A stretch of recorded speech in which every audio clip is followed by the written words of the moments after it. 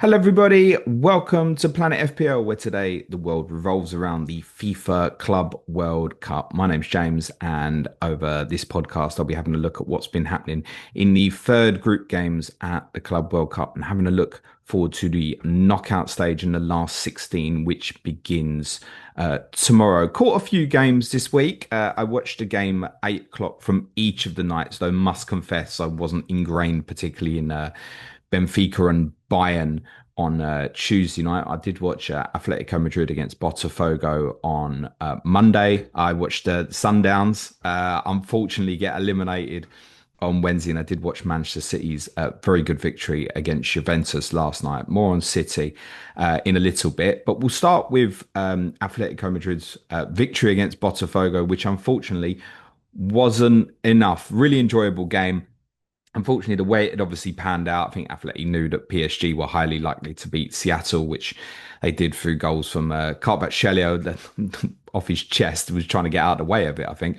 And the flying Hakimi scored for PSG in their 2-0 victory, which kind of meant it was highly likely that Atleti were going to have to win by 3 goals. And I can tell you that watching the game with 10 minutes to go, I didn't think it was beyond them. They gave absolutely everything to try and get the goals they needed. They didn't score till Antoine Griezmann give them the opener and the only goal of the game with around about 5 minutes ago. But they had 17 shots in the second half.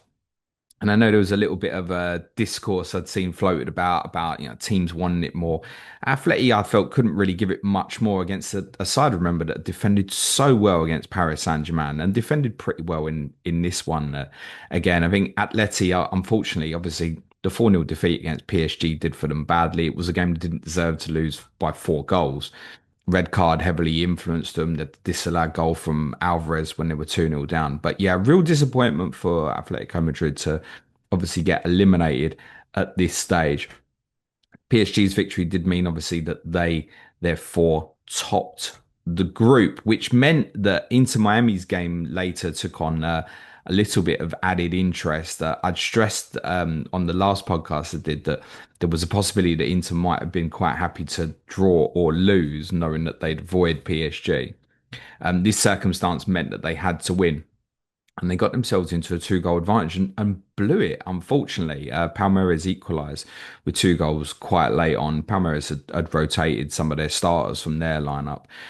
Really intriguing moment on Inter Miami's first goal with Tadeo Allende, who scored the goal, running clear from sort of 40, 50 yards out. And I'm watching it back because obviously this was a late game, so watching the highlights the next morning, and you're thinking, well, the Palmeiras defender's going to get back to him. And that was Murillo. No, not the Nottingham Forest one. Unfortunately, he pulled his hamstring trying to run back and get to Allende. So Allende went through and scored. And Luis Suarez scored a brilliant second goal for Miami, kind of rolling back the clock. Everything you remember good about Suarez, the close control, the ability to be able to run through players and then finish brilliantly. I have to make a major confession. Many of you have been watching bits of the tournament may well have seen this Walker's advert that's been going around with Leah Williamson and Lauren James from the England women's squad and Lionel Messi. And I've watched that advert, I must have seen it about 50 to 100 times. And it wasn't till I'd watched it, God knows how many times, that I noticed that Luis Suarez was in it. So Suarez is in it alongside Lionel Messi, and he's in it alongside him the whole time. But my eyes are so trained to focus on Messi, and it's like that obviously when you're watching Messi in games as well. Nice for Suarez to have his moment after obviously Messi has scored the free kick against Porto. But having not won the game, that does mean now that they'll obviously face PSG in the last 16. Not helped, I believe, by that game. I think it's going to be a 12 p.m. local time kickoff, and it's going to be hot. A lot of the temperatures in some of these games are going to be really hot in the last 16. The other game in the group is probably one that people may well have not seen a lot of, because obviously the two teams obviously needed one or the other to win. So Awali needed obviously Palmeiras to win to have a chance to go through, and Porto needed Miami to win to have a chance to go through. So intriguingly, with Miami winning 2-0, I guess Porto for a while thought they were in with a chance, but they were never winning this one. In fact, they were behind 4 times. The game finished 4-4. It included a hat trick for Wessam Abu Ali for Al Ali. There were 40 shots in the game and 12 big chances in total. Probably game of the tournament. And I'm guessing anyone who stayed up and watched the games was probably watching the other one. The heat was a big factor in the games on Tuesday afternoon. Benfica faced Bayern, obviously Boca faced Auckland, with the permutation being for Boca that they had to beat Auckland, which we were all obviously certain that they would do, and Bayern would have to beat Benfica. And then it would pretty much come down to a head to head of who scored the most goals against Auckland. Obviously, I'd made this kind of joke after the first group games when discussing with Suj, like, if Benfica wins 6-0, do you think Boca will get 7? Suj said no, and I was adamant, yeah, they will. It probably didn't help Boca that Benfica led for the majority of this game. Goal scored by the brilliantly named Andreas Schellerdop. And I don't suppose Boca were too happy when they saw that Bayern Munich team drop and there was heavy rotation, which I was somewhat surprised about because I still very much thought Bayern would want to get a positive result to make sure that they avoided going on the stronger side of the draw. Because I think Bayern were in a position where they'd been placed, if they won their group, to be favourites to go through from their side of the quarter. They've obviously now got a tough last 16 tie with Flamengo having finished second, and will likely run into Paris Saint-Germain in the quarters if they're successful in that. So a bit of a blow for Bayern, with Leroy Sané particularly culpable, missed two big chances in the second half. Great result for a Benfica side who have underwhelmed a little bit. I don't think they've been that great. Really good result. They defended pretty well in the second half. But they were obviously found themselves in a position where they were 2-0 down against Boca, and the Argentines cocked it up a little bit. But staggeringly, the headline was from the other game, despite the fact, obviously, Benfica beat Bayern, which obviously meant that Boca knew and they couldn't qualify. And they'd known this for a while because this was a game that had another weather delay. So Boca found themselves 1-0 up in the first half, which actually went down as an own goal by the keeper Nathan Garrow, who had made several good saves against Benfica after coming into the team, despite the fact they conceded 6. And he pulled off another load of saves in this one, but the opening goal came when the ball hit the post and rebounded back off Garrow, went in front. By the time it restarted, Boca knew that they were going to be on their way out and there was nothing they could do. And that probably played into the hands of what happened next because staggeringly, Auckland, the part-timers, got a draw for a headed goal from Christian Gray. Boca missed several chances. They had one goal disallowed. They had 10 shots on target, 20 corners, 41 shots in total, Boca Juniors. But interestingly, only win one big chance, which shows that Auckland City must have learnt plenty from their opening game when they obviously lost 10-0 to Bayern Munich. What an achievement for them to get a point from this group against three such big and established opponents. Those three names are gigantic in world football: Boca, Benfica, and Bayern Munich. They're historic clubs. So for Auckland to have come away with a point, absolutely brilliant. And I think one of the abiding memories from this week of games, when I watched the highlights back of this one, was Garrow, who makes a save seconds before the final whistle goes. And then the camera pans to him as it goes, and you can see the stunned shock of delight, and it is delight as well, on his face. I actually learnt this from Nico that they earned 1 million from getting that point against Boca, and it was only going to earn 3.5 million overall as well. Remember, this is a part-time football club. That's absolutely amazing for them. When there are other clubs who would have expected to do better than getting nil points, and that's exactly what they ended up with. Chelsea picked pretty much a second string lineup for their game against Esperance, despite needing a result to qualify. This group was a little bit strange in the sense that the other game between LA and Flamengo was completely irrelevant, with LA guaranteed to finish bottom and Flamengo guaranteed to finish top of the group. Flamengo naturally rotated a few players. That game ended in a 1-1 draw. And I have interestingly seen overnight that LA have been linked with Ange Postecoglou as a potential new manager for them. Despite Chelsea picking a heavily rotated lineup, which I'm guessing was very much their plan heading into this one. They won 3-0 against Esperance pretty comfortably. A goal from Tosin Adarabioyo just before half time. Leon Delap, doubled that lead just before half time. A little bit questionable on the keeper. And the keeper was pretty questionable on Tyreek George's late third goal for Chelsea as well. So routine victory for Chelsea.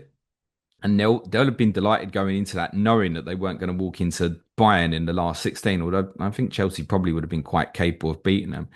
I'd said yesterday on the towards the end of our podcast that the draw had potentially really opened up for Chelsea, and it has now. They'll be favoured to go through from their quarter. I'm sure they will pick a stronger side against Benfica in the last 16. Also for Chelsea, big benefit for them is they'll get a long break from the last 16 to the quarterfinals.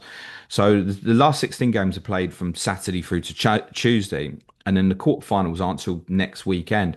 I think Chelsea are looking at at least a 6 day break between their two games. I did, as said, watch Mamelodi Sundowns against Fluminense, and unfortunately, they just couldn't carry the momentum that they started with. The game started absolutely great, and Sundowns were obviously knew that they would highly likely have to win the game. Started at great speed. They played with great rotation within their team. The players don't seem to have a fixed system. They only look like they've got a fixed system without the ball. So without the ball, they pressed really high in a 4-1-4-1 without the ball, but they later had to revert that in the second half to more of a 4-2-3-1. They just couldn't keep the momentum up of their pressing and the high energy that it had. Early in the first half, they nearly scored a goal by getting a block on a press inside of Fluminense's penalty area. So, yeah, a little bit unlucky. That said, they didn't have a shot on target after I think the 10th minute of the games, didn't create huge chances. I think they were under 15 shots in the game in total. Fluminense quite happy with their draw. I didn't realise a brilliant statistic on their keeper, Fabio. He's 44 years of age, and he actually played with Ronaldinho for Brazil in an under 17 tournament. So his career has obviously been going on for a very long time. I'm presuming I now know how old Ronaldinho is. In the other game, Dortmund won 1-0 against Ulsan to clinch the group. The goal was scored by Daniel Svensson, assisted by Joe Bellingham, who played as a 10. Interestingly, Julian Lawrence did a great piece on this on the press on DAZN, highlighting Svensson and Adeyemi's roles, because off the ball, Adeyemi played as a central striker alongside Jurassi with Joe Bellingham behind. Svensson was left wing back, but in possession, Adeyemi moved to the left wing, and Svensson moved into like a left-sided 10 position with Joe Bellingham taking up half space areas more towards the right-hand side. Really interesting quirk on that, actually, to have a left wing back move inside. It's not common to see that when you've got teams play three at the back. It's not common to have a wing back that moves into midfield. It's something I'd suggested we might see on occasion from Rayane Nori, doing it more from a left back position, though, not so much left wing back. I did see him do it for a game for Wolves. I mentioned this before against Sheffield United a couple of years ago, but really uncommon to see a wing back move into a 10 position and a striker move into a wide role. So that's something perhaps to watch out for from Dortmund. See if they do that again in the knockout stage. They'll be favourites when they play Monterrey, who won 4-0 in their final group game against Aurora Red Diamonds. Some questionable goalkeeping in this one as well, particularly on Monterrey's first goal. I think real disappointment for those two teams from Japan and South Korea, respectively, to end the group stage with no points. I think the two of them were both drawn into groups where there was every chance that they might be able to do so. And I think that kind of pairing of those two groups, E and F, I think as a cluster of 8 teams was kind of the weakest. It's very difficult to have foreseen that there would be a winner of the tournament from those two groups. So I think those two teams would be particularly disappointed. Whereas you reflect on Sundowns and the way they played, they kind of captured the imagination of those who've watched them actually, and have kind of done South Africa really proud there. For Monterrey, great achievement to get through in the group, and obviously a handsome victory, which would have meant, I think, that they probably would have won the group, wouldn't they? If Inter and River Plate finished a draw, that would have come down to goals scored, I believe, in the head-to-head for all those drawn games. That probably would have favoured Inter, who beat River with goals from the highly rated Francesco Esposito, and the second was scored by Alessandro Bastoni. This was after River had been reduced to 10 men. in the game. But much of the talk after this one wasn't about what happened on the pitch. It was about this clash between Denzel Dumfries and Marcus Acuna, which apparently is something heated that goes back to the 2022 World Cup quarter-final in Qatar between Argentina and the Netherlands. There were 38 fouls in this game in total.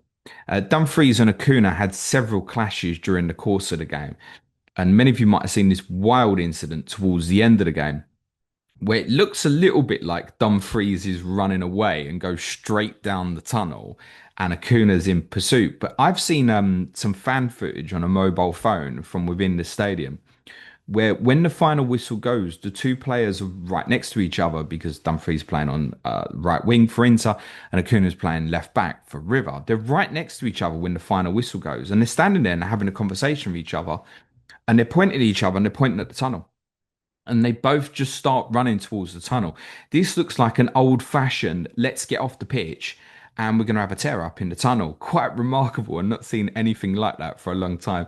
Dumfries makes it straight down the tunnel. There's footage of him waiting in the tunnel as well, whilst River players fall over each other to try and restrain Acuna from getting down the tunnel. It all ends up in a little bit of a mess on the pitch. But yeah, I think I love that. You know, it's how you don't want to see that in football. I think most of us do, don't we? I don't particularly want to see them actually throw fisties at each other necessarily. But like that, little bit of intensity in the game where two people don't like each other. It's too much nicety swapping shirts at half time and the like. So that was something very, very rare to see. And of course, that meant River went out on top of obviously Boca Juniors going out as well, which I'm going to guess probably delighted many in Brazil because effectively we've spoken so much about the colour that these South American teams have brought to the tournament. But basically, it's Argentina nil, Brazil 4 in terms of qualification. All four Brazilian sides made it through, but none of the two giants from Argentina. And reading up on it a little bit more, it feels like there's a little bit of a disparity in South American football at the moment, where there's a large amount of wealth being pumped into Brazilian football. We've even seen some clubs in Brazil even sign players for sort of circa 15 million or so.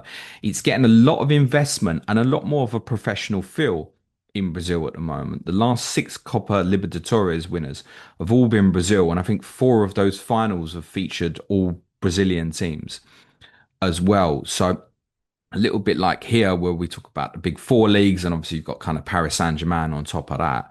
Brazil as a standout now is pulling away from Argentina as the biggest league in South America and getting a lot more investment. As I said, professionalism was a word I saw referenced a lot in terms of the differences between the Argentinian and Brazilian leagues. And it's a shame actually that for the two Argentinian sides, they cocked this up a little bit, really. I mean, particularly Boca, who had that 2-0 lead against Benfica, started well, blew it. And for River, obviously, blew it here as well, not beating Monterrey. I don't think the best side, and I said I don't think that highly of Dortmund, actually. And Dortmund will be strong favourites to beat Monterrey. I think River probably should have been getting through this group. But real disappointment there from the Argentinian side. So we probably need to reflect, or at least I do, on talking about the South American sides that have had this strong positive impact on the tournament, and actually probably just needs to be revised to say the Brazilian sides. As said, I watched Manchester City last night. Couple of interesting tidbits before this game. An interview from Weston McKennie and Tim Ware, Americans who play from Juventus, who've done this slightly strange interview. Pretty much, I don't know if I can use the words cussing out, but taking the mickey out the quality of Italian food, suggesting that he doesn't have enough variety. Never criticize Italian about food, not necessarily advisable. They've managed to piss off the whole of their nation by the sounds of it. And some of you may also have seen this very relaxed video of Pep playing football on the beach with some of the City players, including Nathan Akanji, Nathan Aki, sorry, Manuel Akanji. I think Tijani Reinders was there as well. He's wearing these kind of bright green short trunks, Pep. And if he said before the tournament that he very much intended for City to be quite relaxed about this tournament. And that was a nice reminder after they'd worked so hard to try and get that seventh goal in their second group game against Al Ain to try and avoid having to beat Juventus, because therefore a draw would have just been enough. Pep stressed that they weren't going to be thinking too much and training too hard whilst they're out there. City feel like they've kind of epitomized this relaxed attitude, although the conditions have made training quite difficult for many of the sides. I noticed Enzo Maresca saying about Chelsea that prior to their final group game, they just couldn't do too much intense training because the heat had just obviously been so much. So City came into this game against Juventus knowing that they had to win, and boy did they win. That, for anyone who watched the game last night, looked very, very impressive from City. It felt like there was less structure and a little bit more fluidity and rotation in their play. And that might be a consequence of a little bit more of a relaxed vibe about them at the moment. They've obviously got pretty much a full squad fit to choose from at the moment. Remember, they didn't take Jack Grealish. James McAtee has been out with the England under 21 squad. Congratulations to the Three Lions who made it through to the final. Shout out Harvey Elliott, two brilliant goals in the semi final against the Dutch. They'll play Germany in Saturday night's final, by the way. So, yeah, I might not be watching Chelsea, actually. I did think that was going to clash with the Benfica Bayern game, but it didn't. It was a 5 o'clock kickoff on Wednesday. So I watched that on Wednesday afternoon. Yeah, City were good, and a few things stood out to me. One was the rotations of the wide pairings. So I think particularly it was really nice between Ait Nori and Jeremy Doku on the left-hand side. And Doku spoke about this in a really nice interview after the game as well, speaking about Ait Nori being happy to come inside on certain occasions, also go on the outside on other occasions. And Doku scored a brilliant goal, which was assisted by Ait Nori, who played this lovely little reverse pass inside the fullback. Doku gets in behind, cuts inside, and then finishes brilliant in the bottom corner. He's a player you'll know I've been heavily critical of, but critical of more from a fantasy purpose. My annoyance with Doku is he overdoes it sometimes. That in that moment, the speed to run off his marker, you can't stop his space, then the dribbling ability, and then the finishing ability. It's actually unstoppable. My annoyance with him is I think he has the ability to be one of the best wide players in the world. And it's just so frustrating because I think if he can add a little bit more directness in his play, he's quite unstoppable in his dribbling ability. You might remember when they lost to Liverpool and he had this bonkers dribbling stat, didn't he? I think he'd completed most dribbles in a game by some distance, and that was against Liverpool. I know the Liverpool fans are going to say, yeah, it was against Trent James. Okay, yeah, fair enough. But it was no end product on the end of it. It's just like he's got these great dribbling numbers, brilliant dribbles completed. What did he actually create in the game? Nothing. I've joked in times past that I don't think that Haaland particularly likes playing with him because I think sometimes he doesn't make the runs Haaland because he never knows when Doku's going to deliver. If he can get inside a little bit more and be a little bit more direct in his play, he could be a super player for City. But what he must also do is what he's done here and add goals into his game. Because City, I think, are still trying to make up the shortfall for missing out on the goals from the likes of Julian Alvarez and Riyad Mahrez. But it does look like they've got more power coming back into this team. The likes of Cherky and a returning Oscar Bob are also certainly capable of adding goals tallies that will make up for some of that shortfall and not put so much reliance on Haaland. And obviously, we know Omar Mamouche can add to that as well. Juventus did equalise quite quickly in the game after a rare distribution mistake from Edison. I can be quite critical of him in terms of his save percentages, but I'd like to acknowledge he actually had the best statistics last season, Edison, in terms of goals prevented against shots faced. I should acknowledge that. So that's basically valuing what is expected goals conceded after shots are taken. So I think he'd overperformed expectation by 5, which is a pretty good number. And he also recently confirmed that he will be staying with Manchester City for next season. There had been some doubt about that. But he tries to play a short pass out, thinking to Bernardo Silva, and it's overweighted slightly. Coop Miners nips in and finishes it well. But City retook the lead, which had me laughing, I have to say, because it's one of them brilliant own goals. Pierre Kalulu, the unfortunate player, to put through his own net. Cross comes in from the right hand side, and Kalulu tries to open his body and move it out on his left foot to just pass it out as it comes across his body to a corner. As he opens his foot out, he doesn't really open his foot out properly and ends up coming partly off his heel and just goes straight central in the middle of the goal. Keeper can't react in time. So a fortuitous nature to how City retook their lead. Now, Haaland didn't start. but came on at half time. And I have to say, that's the best I've seen him look for a really long time, actually. He looked right at it, and his link up play was really good as well. He actually had a key role to play in the fourth goal. He himself scored the third, although it was ugly, because as well as I thought he played, quite while he was trying to take a touch after the ball was fed in behind. Mateus Nunes feeds across the box. Brilliant build-up play from City. And Haaland just has to tap it in. For some reason, tries to control it first with his favoured left foot. I think he should just be rolling it in. I don't know if he felt the cross was coming across at too much speed. Maybe a little concern about confidence.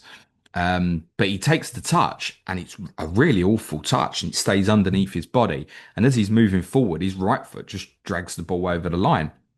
And it was a really nice sight of him actually watching the replay back and half laughing at himself. But he was really good when he came on Haaland, and had this brilliant role in the fourth goal as well, playing a lovely little through ball, which led to Phil Foden, who also come on as a substitute, scoring.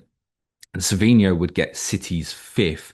Nice curling effort with his right foot that went in off the underside of the bar after Haaland had an effort saved. So City led 5-1. Vlahovic would get a late consolation from Juventus after a brilliant through ball from Yildiz, who was surprised didn't start. Savinho is another interesting one, potentially one to watch out for fantasy purposes next season.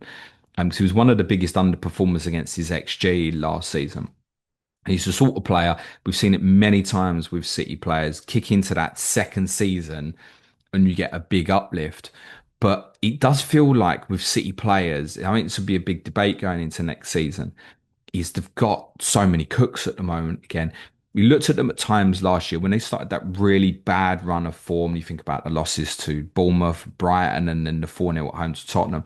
He obviously had injury issues, particularly in the defensive areas, but they just look so much stronger now. I mean, Josko Vardio was one of the players you'd probably look at and think, yeah, he'll be a near certain starter. Start this one.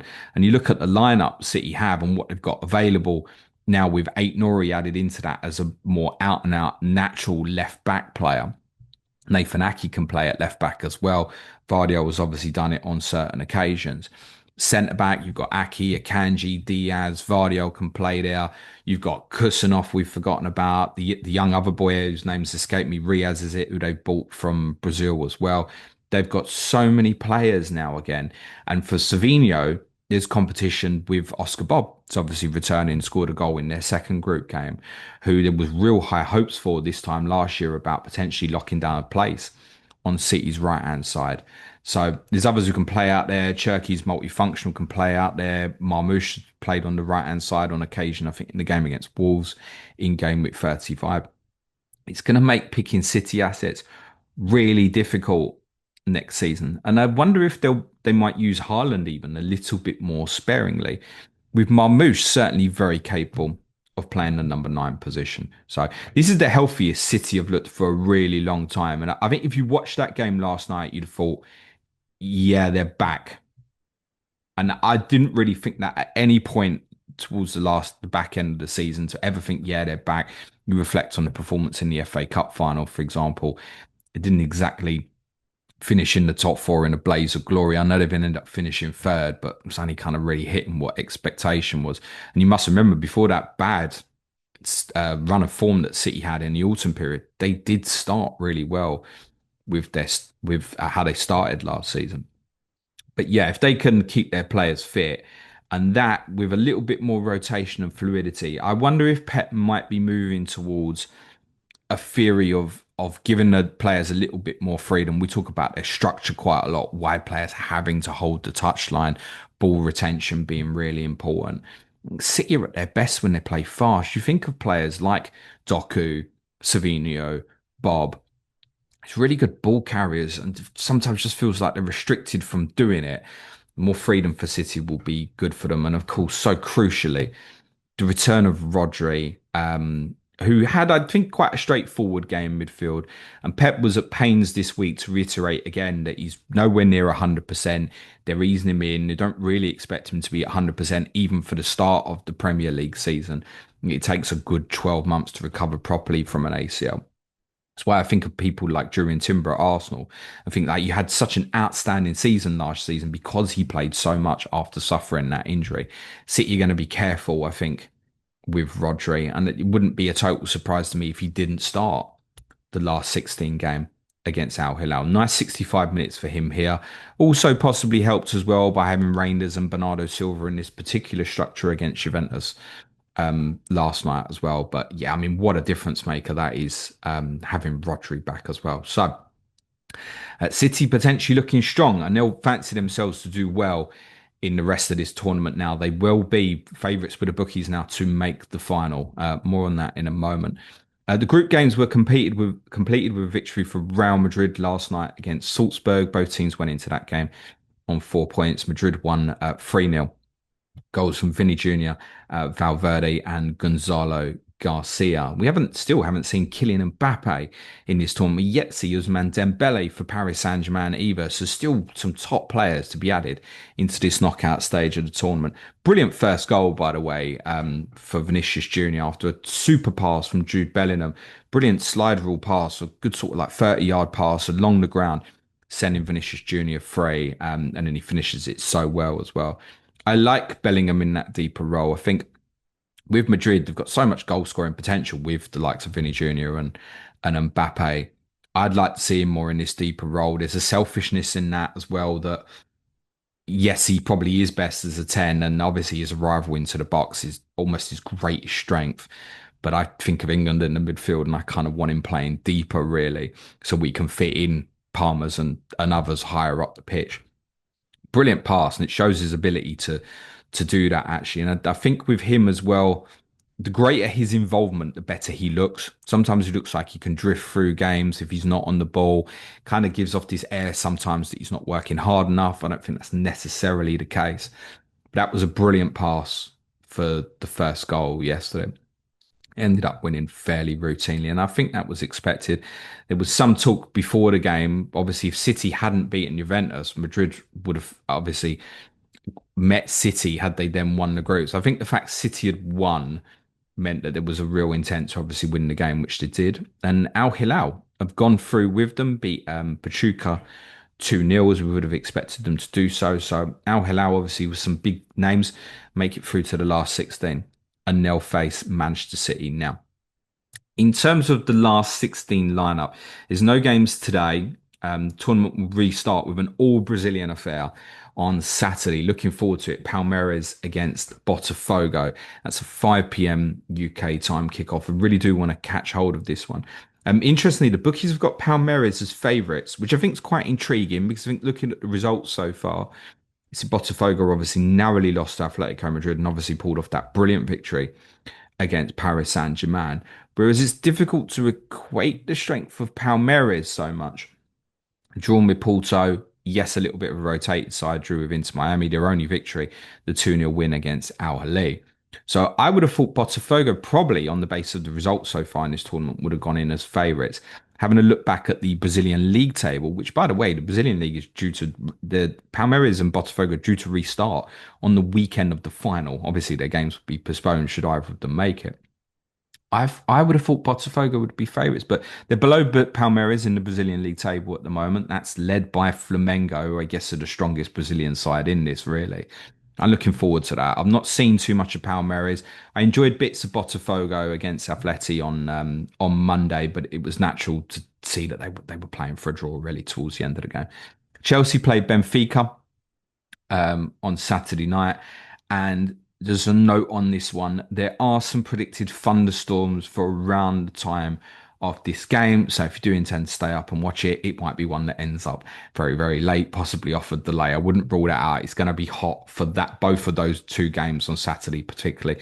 The Palmeiras Botafogo game is a 12 p.m. kickoff UK time. I think I particularly want to watch it because I want to see two sides in the tournament have got absolutely brilliant support. PSG's game against Inter Miami on Sunday is also a 12 p.m. local kickoff time. And with the way PSG kick the ball, I think we can expect a very, very low block from Inter Miami, but they should be able to progress the ball through lines pretty easily. I presume that Miami will sit with Messi and Suarez at the top of a two in a 4-4-2 shape off the ball. Flamengo and Bayern, I would really like to watch on Sunday nights and scheduled for a 9 p.m. UK time kickoff. I don't think that's a gimme for Bayern at all. There will be favourites going into the game, but Flamengo showed with against Chelsea that they're very, very capable, and I don't think this is the strongest Bayern that we've seen. Inter and Fluminense's 8 o'clock kickoff on Monday evening. Manchester City will face Al Hilal 2 o'clock in the morning UK time. Good for City that it's a late kickoff. Not so good for City fans who want to stay up and watch it. But I imagine now hitting the knockout stage, I imagine there'll be. I wonder how many City fans stayed up and watched the game against Al Ain. I'm sure they'll be more interested in doing that against Al Hilal in the last 16. Real Madrid and Juventus, all European attire, is on Tuesday night, 8 o'clock. And then the last 16 stage concludes with Dortmund against Monterrey. In terms of the bracket for the tournament now, so Chelsea, should they beat Benfica, will play one of the winners of Palmeiras and Botafogo. Chelsea will be favoured from those four to reach the semi-final.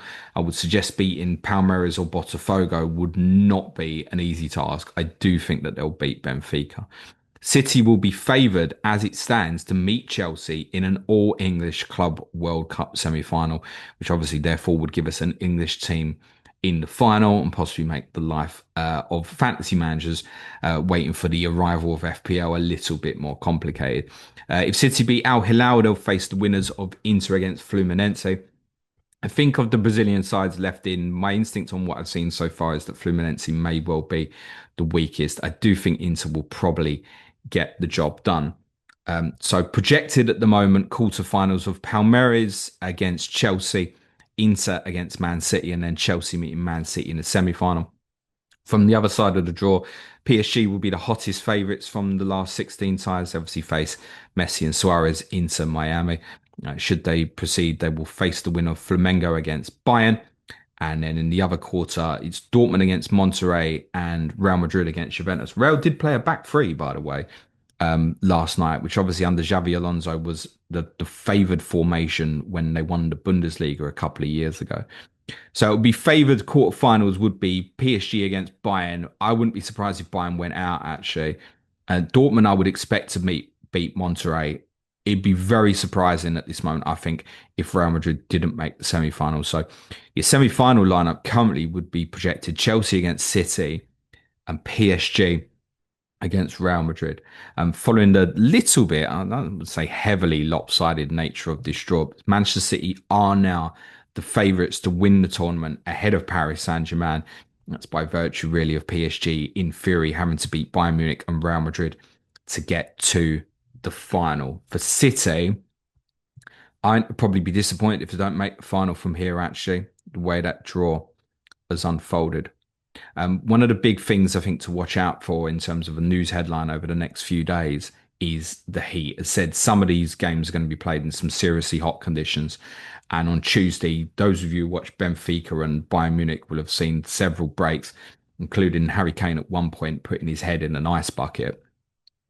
It's going to be hot for some of these games again, particularly the game between the two Brazilian sides and Paris Saint-Germain's game on Sunday. As said, there are some predicted thunderstorms potentially for Chelsea's game on Saturday night as well. I think FIFA would be best placed not trying to adhere to what European football fans want, particularly even more so in this tournament, because it is, as I said, it's the Brazilian clubs and some of the others from other nations around the world that have kind of captured the imagination more, like teams like Sundowns. You've got an Asian side, and now Hilal has obviously made it to the last 16 here as well, and an MLS side in Inter Miami. It feels like many of the kickoff times are designed more for Europe. The tournament is happening in the United States of America. Now, of course, the international World Cup is obviously going to be played in USA, Canada, and Mexico next year. And I'm telling you, England don't want to be having 12 p.m. and 3 p.m. kickoffs local time. But they're probably going to have them at some stage. And because England, it will be one of the most watched nations in Europe, you can imagine that England are going to have some of them. Personally, I'd much rather that England were playing at 4 o'clock in the morning with the sun out the way.